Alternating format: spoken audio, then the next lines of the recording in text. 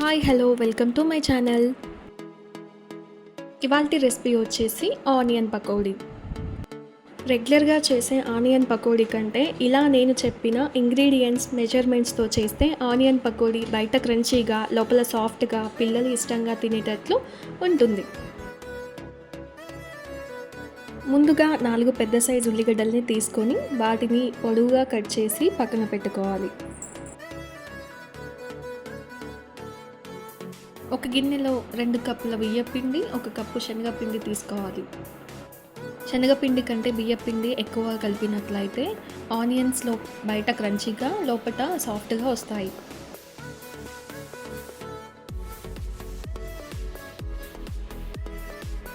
రుచికి సరిపడా కారం, ఉప్పు వేసుకొని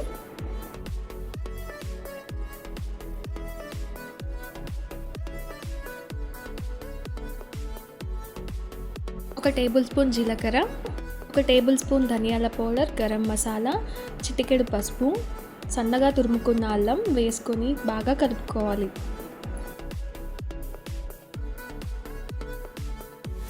ఒక టీ గ్లాస్ వాటర్ని యాడ్ చేసుకోవాలి. వీడియోలో చూపించిన విధంగా కలుపుకోవాలి.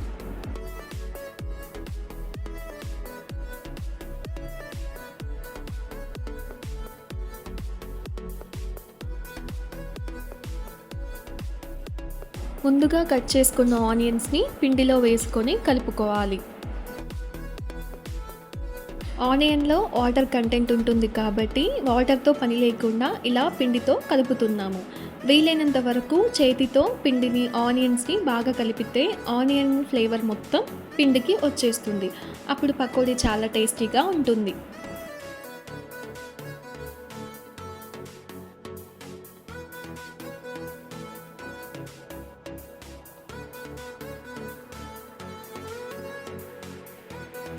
ఇప్పుడు ఒక కడాయిని తీసుకోవాలి. కడాయి వేడెక్కాక అందులో సరిపడినంత ఆయిల్ వేసుకోవాలి.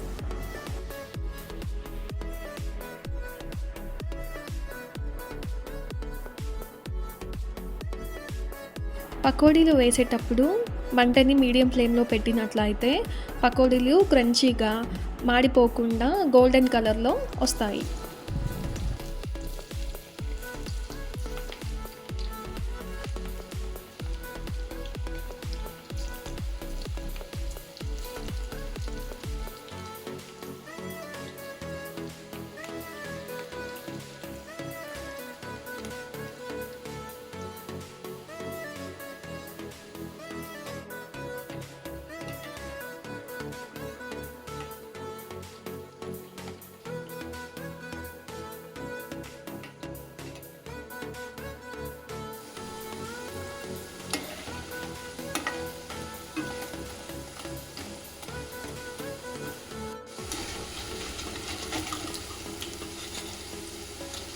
అంతే, వేడి వేడి pakodi ready.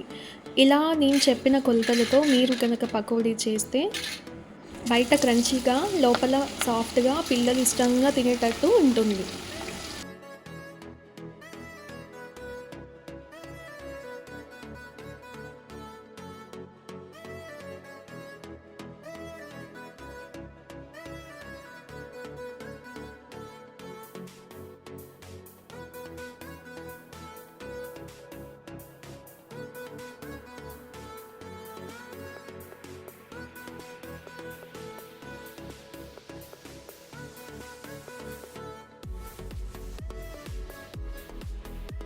Thanks for watching video. Please do like, share and comment.